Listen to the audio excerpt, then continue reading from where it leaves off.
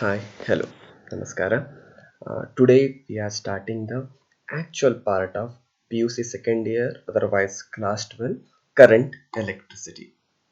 Okay, when I ask you what you mean by the current, in general, in our mind, the idea comes will be charges in motion will constitute a current. Okay, but if I ask you, is this the only current we are observing? Okay, there are many types of the current in the nature and our surrounding we are observing. For example, when we are in our school days, after completion of our prayer, we are getting into the class, right? We are getting into the class line by line, student by student in a particular direction towards our class only. Okay, that is also a current of students. Okay, similarly, if you observe the papers, okay, they have given one headline sometime, that is when somewhere mob is going on or when some strike is going on, the fire brigade people are using the current of water. They're using the word current of water to control the people. Okay, therefore that is also one of the type of the current. But in our study we are observing if charges are made to move in a particular direction, that will give us a current. Okay, therefore we have to understand what are the natures of the current which we are observing surrounding us.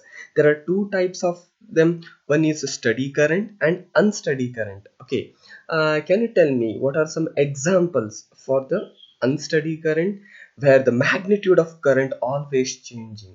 For example, if I take a example of lightning, where we are observing the discharge of charge from cloud to the earth, we can say that is also one type of current, but that current is not steady. Remember that current is unsteady. Magnitude of current is always changing, therefore you are observing different phenomena here, otherwise different section in the lightning. But if I get into the steady current, where we are getting the magnitude of the current which never changes, for example torch and cell driven battery. If I take a torch where we are having a battery, okay, that is connected with the bulb system, where continuously current is flowing through this one. Therefore where there is no magnitude of the current changing, current magnitude is changing, then it doesn't glow properly. Therefore this is one of the current type where we are getting into the steady current. Okay, now I think we are getting into the clear idea about the current now slowly. But now we have to define the current more properly than our lower classes. Okay, to do that we have to have two things. One is reference point. One thing is we are having a reference point. For that we are taking here always a area of cross section. Area of cross section of our conductor, remember, of our current conductor where we are getting the current. And similarly we need to have a timer here. We need to have a timer. Let us see now. We are having a conductor now. Okay, for the reference point, for the sake of reference, now I am using a area of cross section of this conductor. And let us say a person is standing, he is holding a timer in his hand now. Okay, let us say I'll draw some clock here. Okay, with this idea he can measure here, that is let us say some electrons are flowing from here in this direction. Okay, now how to define the current is very important. That is, to now onwards, to define the current I must have the information about the area of cross section and the timer. That is, this person will measure with respect to time how many charges are passing through this area of cross section. For example, if you are observing here 3 electrons, he will tell that in 2 seconds 3 electrons are passing. If 5 electrons are moving in 5 seconds, then he will tell phi number of electrons are passing through this area of cross section in a 5 second. This is how we have to define now onwards the current. Therefore, in general, we can define this is the number of charges, otherwise net charges flowing through any cross section of a conductor in a given time is nothing but the current. Therefore, I can write it here, I is equal to Q by T. The equation looks like our 10th class only, but we have to have some other information. Therefore, if I define it more properly, I can say it's the rate of flow of charges through any cross section of a wire is called electric current. Okay. Similarly, I is equal to Q by T, and current unit is ampere. Otherwise, sometime we can also write here coulomb per second. That's also right, but preferably we are going with what now here? Ampere, because this one is the standard SI unit for the current. After understanding the current, generally we are having a most of the time not a steady current, unsteady current. In our surrounding, many time we are following the unsteady current. At that time, how to calculate the current? Therefore, in physics we are always having the idea when some physical quantity is changing, okay, in infinitesimal intervals of time with the infinitesimal magnitude, then we are taking the help of always a what now here deltas. Similar here also delta. Therefore, we are defining here, let delta q be the net charges flowing through any cross section of a conductor during the time interval delta t. I can say I of t, limit of delta t tends to 0, delta q by delta t. On removing this limit, we will get the dq by dt. One point we can clear here, that is here always current is a function of time. We are getting very clear picture here. Therefore, whenever we ask to write down any graphs, okay, think of what should be its coordinate system. Is it I versus t, is it I versus q, or was it is q versus I? Think of it. Afterwards we again come back to that now. Okay, now if I move forward, definition of ampere, only definition of 1 ampere.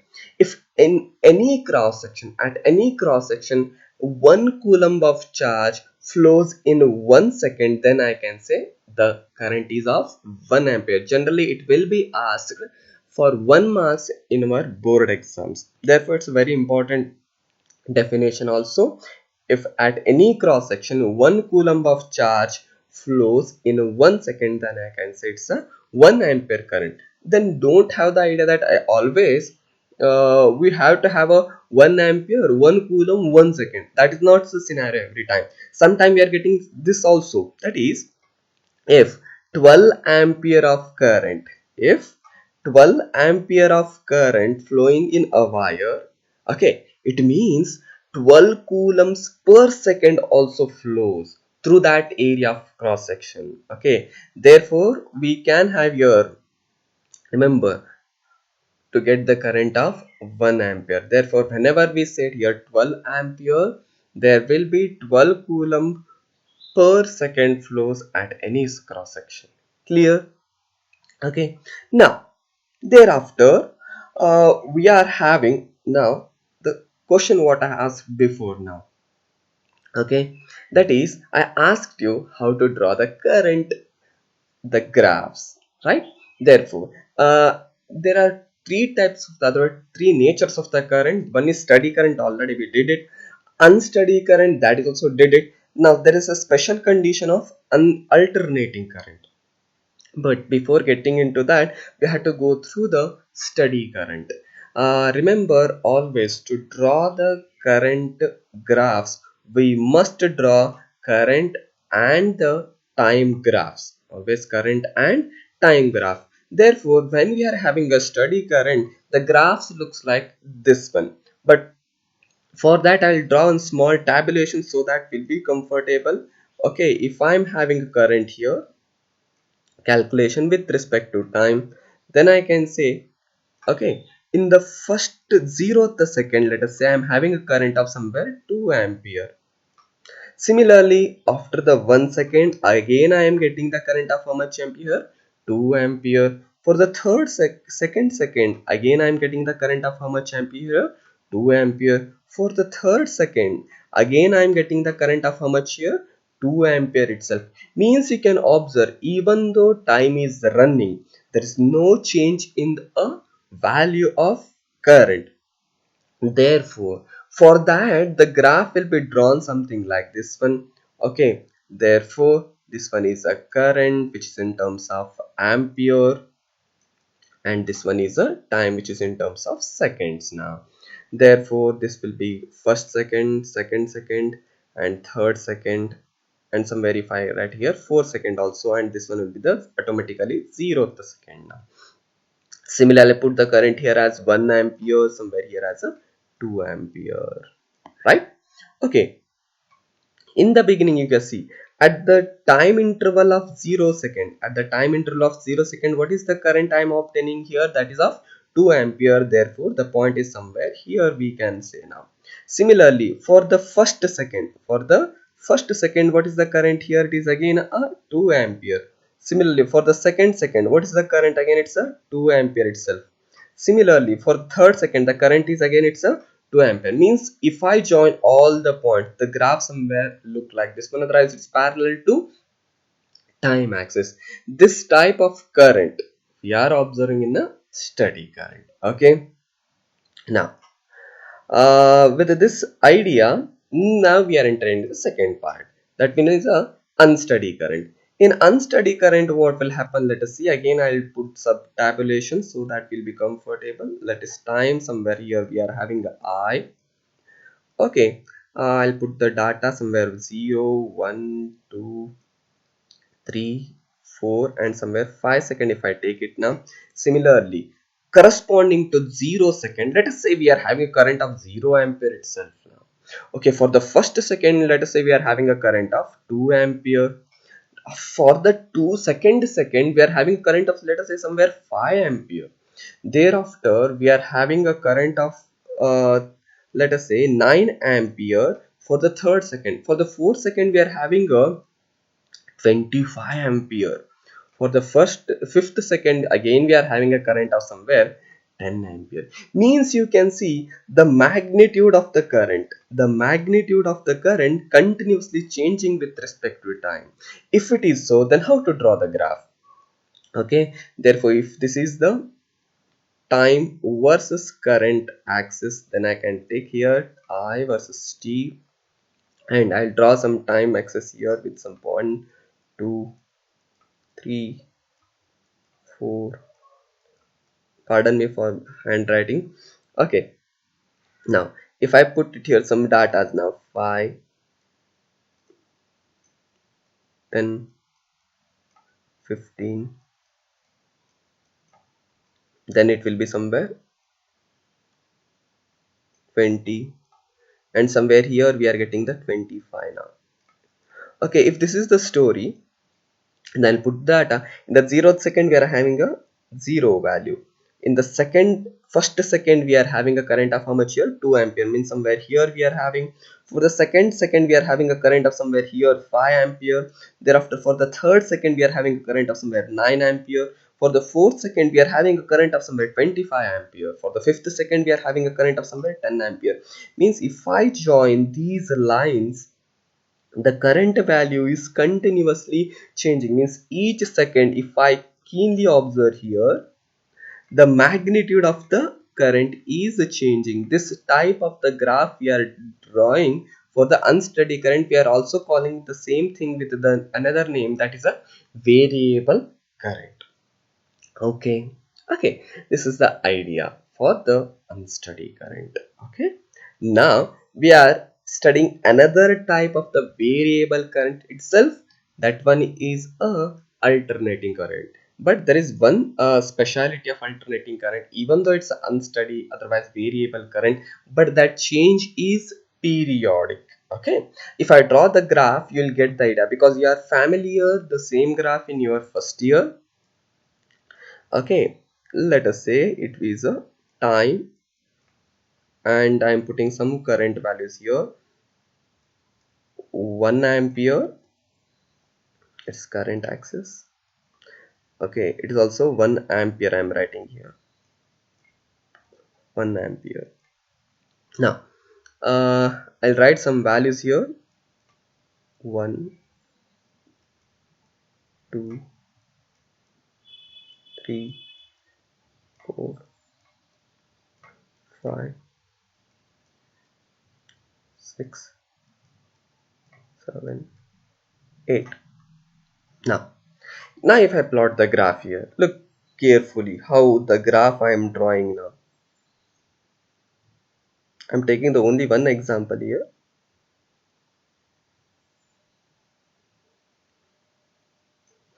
Okay, now here you can see for the after observing the current in at the time of 2 seconds we are getting the maximum current.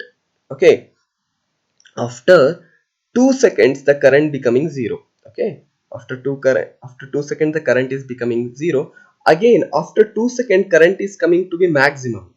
Okay, after again 2 second current coming out to be 0, means the change what we are observing it always a periodic change. Okay, that's a for the first 4 second it is having a 0, again for the next 4 second again it is having a 0. Okay, for the first 2 seconds it is having a maximum. After the 0 again for the 2 second it is getting the maximum current of 1 ampere. Here also it's also 1 ampere. The magnitude is not changing, magnitude is not changing, but the change we are observing that is a periodic change. Okay, if I see here keenly each value, the current is changing. It's same as that of unsteady current, but that change we are observing is a periodic change. Therefore we are calling it as a alternating current. But in our study of this chapter we are keenly observed with the steady current, not with the unsteady current and the alternating current. Alternating current we are studying in a further chapters. Okay, now uh, now we have to do some concept based activity. Okay, that is it's a well known thing in your 10th class, but even though I'm summarizing, that is conventional flow of current. We know that what is the direction of the current, but I want to summarize. If we are having a, let us say, conductor where let us say electrons are moving to make a current now in a particular direction. Let us say these all electrons are moving towards the left of me. All electrons are moving towards the left of me. If it is so, anybody asks you what is the direction of the current, then always we have to tell the direction is opposite to the motion of the electron. In which direction electrons moving, exactly opposite to that we are getting the current. This type of current we are calling it as conventional flow of current. Therefore if you remember any basic circuit in our schools, the current is shown in this way. Current is shown in from positive to the negative. Never they will show from negative to the positive. Okay, that is the reason behind it. Therefore we are following a conventional flow of current. Now the next question will comes current due to the many charges. Current due to the many charges when we are not having a single electron. Okay, in the above diagram only I can see here 3, 4, 5. Totally how many electrons we are having here? 5 electrons. In that scenario, I want to know what is the magnitude of the current. Then I will write here, instead of only Q is equal to E, it's an incomplete information.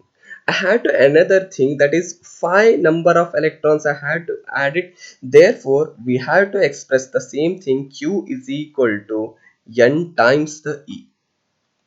Q is equal to N times the E. Therefore, the equation turns out to be now I is equal to N into E divided by T is the equation. Otherwise, you can also write it's N into Q divided by T. That's also right. Otherwise, N is equal to capital Q divided by T. If we are having a positive charge clearly, then I can say Q plus, I'll write it here, divided by T. Okay. Sometime in conventional flow of current, they are telling in another way, that is, if where is the direction of the positive charges, that will be considered as a current direction. That is also a right explanation, but rarely we are using that now. Okay, now we are getting into the next one. How many electrons are needed to make a current of 1 ampere? That is very interesting, because we know that what is the current and what is the value of how to calculate the 1 ampere. Okay, we know the definition also, but if I need to understand to how many electrons are present in a 1 ampere current, is it only 100 electrons, 2 electrons, 3 electrons? That is a very interesting question. Now let us solve that now. Okay, therefore they are asking how many electrons needed. How many electrons are needed means it is speaking of somewhere n, requirement of n electrons. Okay, that is our question. Therefore I will go to the basic equation which I told in the last point. I is equal to n into E divided by T. Okay, already we are clear with that. What is the current I want to have here? That is of 1 ampere. Similarly, generally I take it as a time as how much here? 1 second now. Similarly, we know the value of electron value, that is a 1.6 into 10 raised to minus 19 coulomb. If it is so, we are ready to get the number of electrons, which makes the current I is equal to N into E divided by T. On solving, we will get here N is equal to I into T whole divided by electron. Okay, therefore current of 1 ampere into time of 1 second,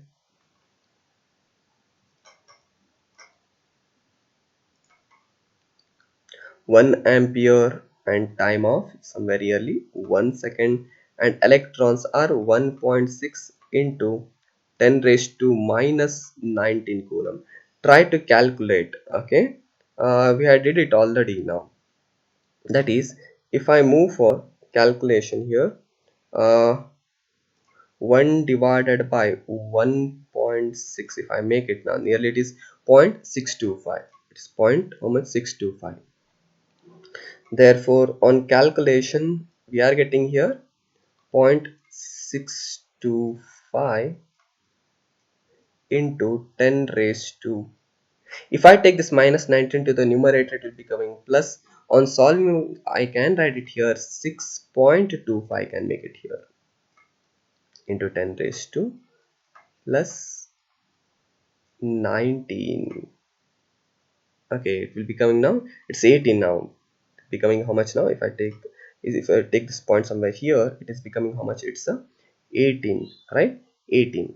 Therefore I'll write it here clearly, that is 6.25 into 10 raised to 18 number of electrons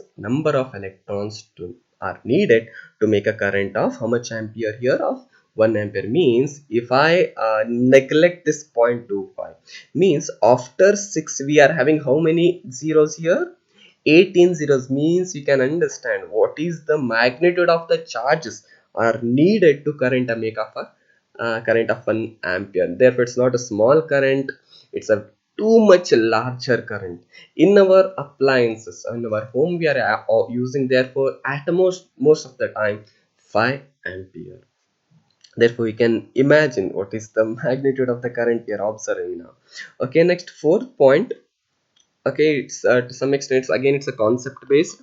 Okay, let us say we are having a conductor, and where we are having some positive charge carriers also, negative charge carriers also, which are making a current.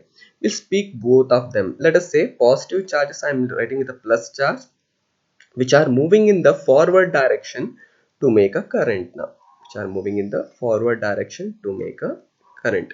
Similarly, there are another some electrons, otherwise negative charge, which is also moving in the Forward direction also, again same thing, they are also moving in the forward direction. Then if I ask you what is the current value, because this is a special condition we are studying, therefore at that time we have to go through our basic thing, that is first we have to calculate the net charges here. Okay, if I calculate here net charges, both the charges are moving in the same direction here, q plus, I'll write it here minus of q minus, because we know that the one charge is carrying a positive and a charge carrying a negative. Therefore I can say I is equal to q net divided by time. Okay, therefore I can say I q plus whole divided by t minus q minus whole divided by t. This is how we can calculate the current when we are provided both the charges information and regarding their direction. Similarly, if I take another scenario where we are having again positive charges which are moving in a forward direction, but one special condition, the another negative charges in the same conductor, now they are moving in the opposite direction, and in that scenario what to do, again we have to go back to the same thing, that is we have to calculate the q net, that is q plus, okay, minus of minus we have to write, yes, one sign for the negative charge and another for the direction. As a result we are having I is equal to again q net divided by time t. If I take it, then I can say it's a q plus minus of minus, if I take it here, plus q minus whole divided by t, that is I is equal to, I can make it here q plus divided by t minus q minus divided by t. These are the some technical points when we are solving some numerical based, and the combination of both the positive and the negative charges at that time it will help us now. Okay, now uh, now after knowing all this scenario, now we have to do some small numericals so that it will be easier to understand. Okay, that is we are starting with the first numerical, that is here answer. Okay, each electron, each in each second 10 raised to 17 electrons flow from right to left across a cross section of a wire attached to two terminals of a battery. Calculate the magnitude and the direction of a current in a wire. Therefore, first we draw the diagram. Let us will take a conductor. Okay, then how many each second, how much of electrons are flowing here? 10 raised to 17. See that there is no unit, nothing, and they are telling 10 raised to 17 electrons, then it must be n value itself. There n is equal to 10 raised to 17 electrons. 10 raised to 17 electrons are flowing. From where to where these electrons are flowing? From right to left. Electrons are flowing from right to left across a cross section, a wire attached to two terminals of a battery. Two terminals of a battery. Calculate the magnitude of the current and the direction is asking you. Okay, therefore to get the current, I think you are getting in your mind the equation is I is equal to Q by T. This is the only equation. Okay. Now think of it. As we know that how many electrons are present, therefore instead of Q, I can make it here N into E divided by T. Okay, therefore on substitution what I will get here, I is equal to, wherever you are having a n value, we can substitute as 10 raised to 17 into, each electron carries how much now here, 1.6 into 10 raised to minus 19 coulomb. Okay, divided by how much we are having here, it's of how much second, 1 second. Sometime if they won't mention, it will be taken as 1 second itself. Therefore on substitution and the calculation, we will get the answer as here is equal to how much it is, 1.6 itself into 10 raised to, because minus 19 plus 17 is how much now, it's a minus 2 ampere current we are getting here now. Therefore this is how we can calculate the current. Then the another interesting question they are asking you, what is the direction of a current? We know that in the conventional, in which direction electrons are flowing, exactly opposite to that the electrons are, sorry, the current is observed. If electron is moving from, okay, sorry, I shown wrong thing. Okay, here electron is shown, that is, I correct it here, electrons moving from right to left. Okay, then current must move from left to right. Therefore I'll show at the end clearly now, electrons are moving right to left and current is moving from left to right. This is the direction of current. Otherwise I'll write it here, for the direction of the current here is from left towards the right. That is the final answer for the question. Similarly we'll solve another equation, another problem, that is, in hydrogen atom, electron revolves around the nucleus along a path of radius 0.51 angstrom, making 6.8 into 10 raised to 15 revolutions per second. Revolutions per second is a familiar word. It's nothing but the oscillations per second, revolutions per second. We know that revolutions or oscillations per second is nothing but the frequency. Otherwise you can see from the unit also. Therefore by using this one, calculate the equivalent current if the given charge on an electron is 1.6 into 10 raised to minus 9. If I draw the diagram, if I consider a hydrogen atom, okay, at the center if I take a nucleus, surround that, if electron is revolving, surrounding that, if electron is revolving in a circular path, okay, with a radius of how much here, they are telling this radius r value, that is equal to how much it is, 0.51 angstrom, making a revolutions of how much here, 6.8, means they are giving you here revolution, otherwise frequency. Sometime we are using its mu, otherwise f, both are right here. F is equal to how much we can write here, 6.8 into 10 raised to 15 revolutions per second. Then known thing is what now here, charge. Therefore they are asked to calculate the equivalent current there. So therefore the equation I'm using here, I is equal to q by t. There is no problem in the equation, but we are known with here, that is charge must be electron and time is t. But we know that whenever we are having a uniform circular motion, whenever we are having a uniform circular motion, for example, this only, electrons to cover from here to here, let us say in the first cycle it is taking a 20 seconds.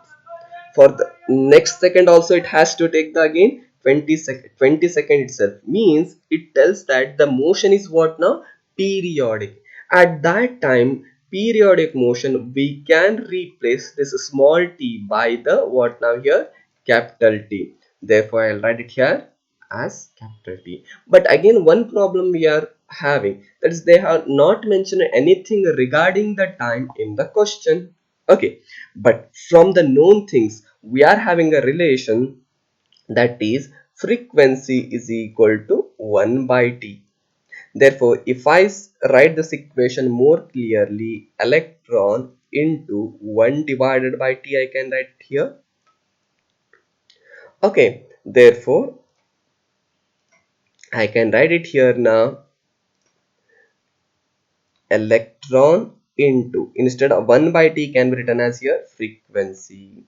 Therefore, now substitute here. Electron value is how much now? It's a 1.6 into 10 raised to minus 19 coulomb, into frequency is how much now? It's a 6.8 into 10 raised to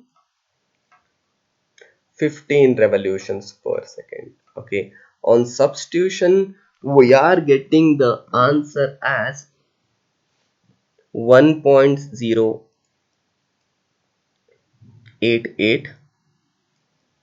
Try at your home. Okay, 10 raised to minus 3 ampere we are getting the current here. Okay, this is the current value of the room. Therefore, there need not be the condition that every time the current has to flow through the conductor itself. Not condition. Some when the electron is revolving around the nucleus, means electron is moving, that also make the current. Then last point we are studying now, that is where we want to include a difference between this, how to recognize a steady current and the unsteady current. Whenever we are giving it the steady current, in a steady current we are having the exact value, that is 1 ampere, 5 ampere, let us say 3 ampere, 2.5 ampere, means we can recognize here. Then the question will arise, how to recognize the unsteady current. Remember, whenever the unsteady current is given, that must be in the equation form. It is always in the equation form. Then I can say the current is unsteady. For example, if I take it here, Q is equal to 5 t cube 5t cube plus 2t square plus 1 into t plus 3. Then this type of current, this type of information we are using for the calculation of unsteady current. If I, from the above data, I can calculate what is the current here. I is equal to, I told you it's an unsteady current, means unsteady current, then I have to go for which equation? Differential equation, that is instantaneous current also we are calling it as. Therefore, I is equal to dq by dt. Therefore, d divided by dt we have to substitute now here, that is 5t cube plus 2t square plus 1 into t plus 3. Okay, from the differentiation equation we know that d by dx of x raised to n we are having, then answer will be about now n into x raised to n minus 1. Okay, on the same idea, now we are solving the above answer for the current. I is equal to, that is 5, again it's a constant. Okay, I'll take it outside. Therefore, okay, where whatever your n we are having, whatever n we are having, the same thing we are having for here t with the 3. Therefore, I can say here 3 into t raised to 3 minus 1 means it's a 2. Okay, plus of, similarly I take it 2 is constant because it won't be differentiated. Similarly, instead of n we are having here 2, means again we are having here 2 into 2 into t raised to 2 minus 1 means a 1. Okay, plus thereafter we are having a, that is, if I make it here dt by dt, it will be becoming as how much now? 1, and constant cannot be differentiated, therefore it is 0. Therefore, the answer will be how much now? It's a 15 t square plus 4t plus 1 ampere is the answer. This is how we are getting the current. We are getting the current in a what now?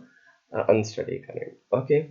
Therefore, these are the ideas, some basic regarding the current electricity. Further point will be we are going through in the next classes, that is about the who are the charged carriers and very well known factor, the well known equation of Ohm's law if possible. Thank you.